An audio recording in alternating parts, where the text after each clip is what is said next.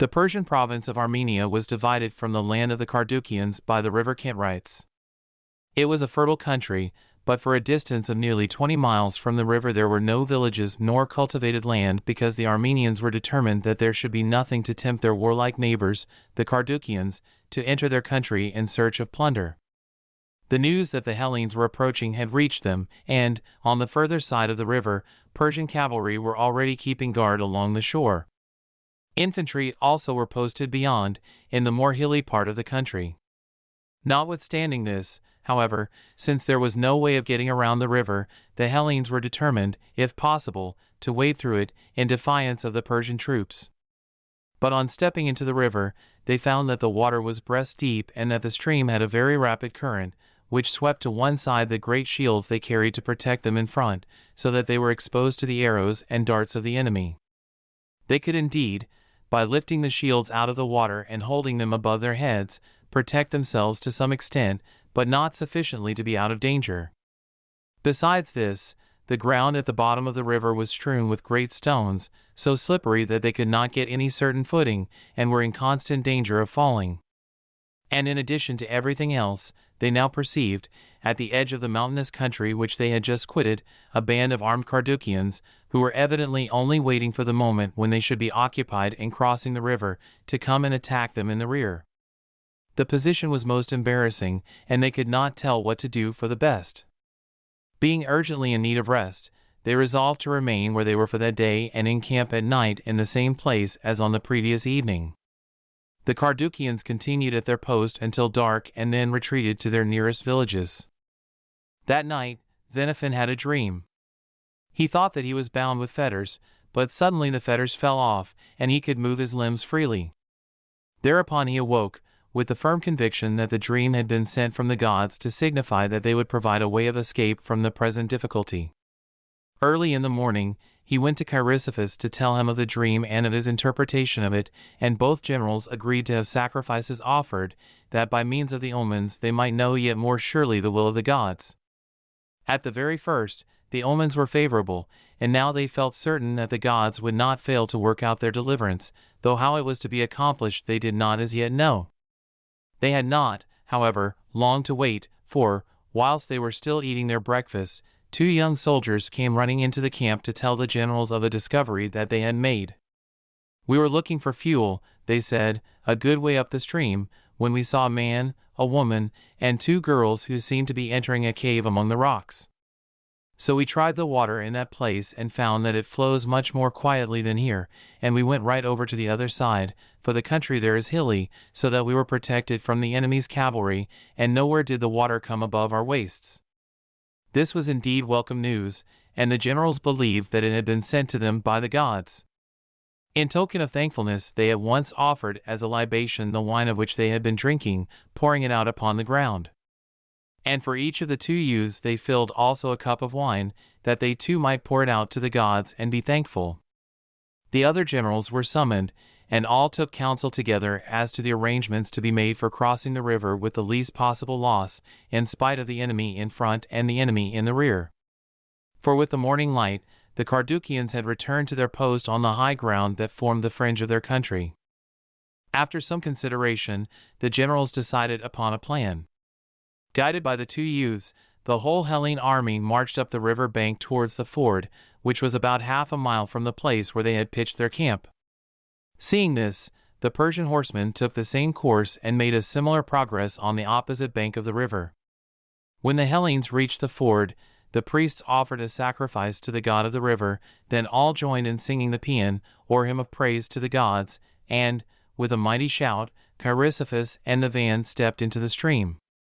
But meanwhile, Xenophon and his men hurried back as fast as possible to the former place, as if they intended crossing there, and this movement had the effect that had been aimed at by the generals in making their plan.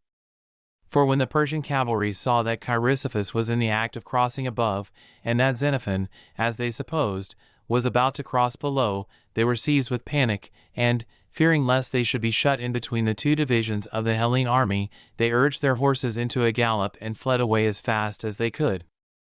By this means Chrysippus and the van crossed the river without hindrance, and they marched straight to the high ground where the Persian infantry were posted.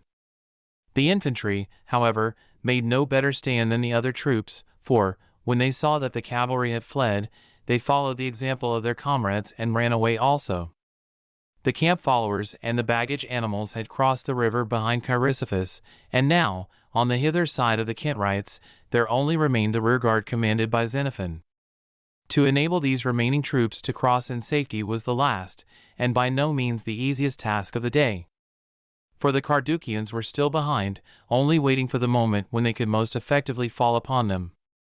Until the greater part of the men were in the water, they did not venture down from their mountains, but, as soon as they saw that comparatively few of them were left on the bank, they dashed forward, as if they wished to teach the Hellenes the truth of the proverb that the last man is bitten by the dog.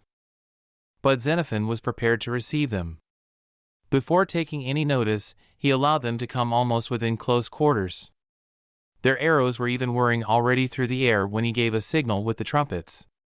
Then the hoplites turned suddenly and charged with rapid step, shouting the Hellene war cry. The Carduchians fled back into shelter as fast as they could, for they knew well that, except in their own mountains, they were no match for the Hellene troops. Once more the trumpets sounded forth the signal for attack, and the Carduchians fled yet faster than before, but Xenophon had previously given secret instructions to the men that, when they heard the second signal for attack, instead of obeying it, they should turn back and hasten across the river as quickly as possible. This they did, and thus the crossing of the Kentrites, which in the beginning had seemed almost impossible, was accomplished by the Hellenes with little or no loss. The Hellenes were now in Armenia. In this country there were no dangerous mountains such as those they had just left, but here they had to contend against difficulties of another kind. The greater part of the country was 5,000 feet above the sea level, and, in consequence of this, the winters were very long and cold, and the summers very short. In June, the corn began to sprout. In September, the harvest was gathered, and then the winter set in. It was now December, and the Hellenes were soon to experience the intense cold of an Armenian winter. After crossing the Kentrites, they marched for a distance of 120 miles over level country without encountering any enemy. These marches occupied 6 days, and it mostly chanced that in the evening they found themselves near villages where they could shelter for the night. On the 7th day, there came to meet them a troop of horsemen, commanded by the Satrap Tiribazus, who stood high in the favor of the great king and enjoyed the privilege, when he was at court, of helping the sovereign to mount on horseback. He rode forward towards the Hellene army and demanded speech of the generals, announcing that he was desirous of entering into a treaty with them. They were to promise that they would neither burn the villages nor do violence to the inhabitants, but they were at liberty to take any provisions that they might require, and he, for his part, would undertake not to molest them in any way. This was all that could be desired, and the generals agreed to conclude the treaty on the terms proposed. But their previous experience of the Persians had not been such as to induce them to place much confidence in any promises they might make, and they judged that it was best, notwithstanding the treaty, to remain on their guard. Tiribazus followed their march at the distance of rather more than a mile. During the night that followed, the Hellenes were encamped beneath the open sky, when they were overtaken by the first fall of snow. The next day there was nothing to be seen of Tiribazus, and, thinking that the deep snow would prevent him from attempting any surprise, they ventured, when night came on, to take up their quarters in some villages which they had reached. In the morning, however, some of the soldiers who had strayed to a distance the previous night reported that they had seen a great number of fires in the neighborhood, which seemed to show that the army of Tiribazus was not far off. The generals decided, therefore, that it was too unsafe to break up the army by allowing the soldiers to scatter themselves over various villages, and on the next night again camped out in the open, where all could be together. But again the snow came down, and this time more heavily than before, burying as if in a grave, both the men and their stacks of weapons. The frost too was very severe, and the transport horses were so benumbed that they could hardly raise their limbs from the ground. The soldiers remained lying beneath the snow, for they found it warmer to be thus covered up, as if with a soft blanket, but Xenophon roused himself and, taking an axe, began to cut wood, partly for the sake of getting warm, partly in order to make a fire. Then some of the men followed his example, and soon they had a number of fires blazing. After a night of such severity, the generals were afraid to risk spending another in the open air and decided that at all hazards they must take shelter the next evening in the villages. They determined, however, to send out a small band of men, under cover of the darkness, to search in the direction in which the soldiers had stated that they had seen the fires burning. No fires could be discovered, but the soldiers came upon a man carrying a battle axe and a Persian bow and quiver. When they asked him who he was and where he came from, the man replied that he was a Persian and had come from the army of Tiribazus to seek for food. Then they questioned him further as to the size of the army and the purpose for which it had been assembled, and ascertained from his answers that the satrap was keeping a little in advance of the Hellenes in order to seize a pass in the mountains that they were now approaching before they should reach it. There could be no doubt that the barbarians were intending to play the same treacherous game as before. It was well for the Hellenes that they had not trusted them. The soldiers returned, taking with them the Persian they had captured, and brought him into the presence of the generals, who again questioned him. Having satisfied themselves that he was speaking the truth, they resolved to be beforehand with Tiribazus and detailed a part of the army to set out at once under the guidance of the prisoner towards the place where the barbarians had pitched their camp, not far from the pass.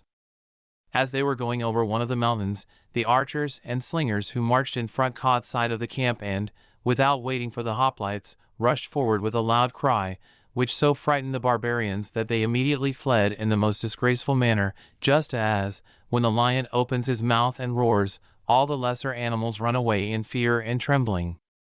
Few of the barbarians were killed, but the Hellenes captured 20 horses and the magnificent tent of the satrap, in which were found richly wrought drinking vessels and couches with silver feet. The bakers and cupbearers of the satrap were also taken prisoners. After this, the Hellenes returned with all speed to their comrades, and the whole army hastened forward to secure the pass before the enemy should have time to recover from their alarm. This they accomplished successfully on the following day. 3 more marches brought them to the Euphrates, but, as the river was in this part of the country near its source, they were able to ford it without difficulty, for the water did not reach higher than the middle of their bodies.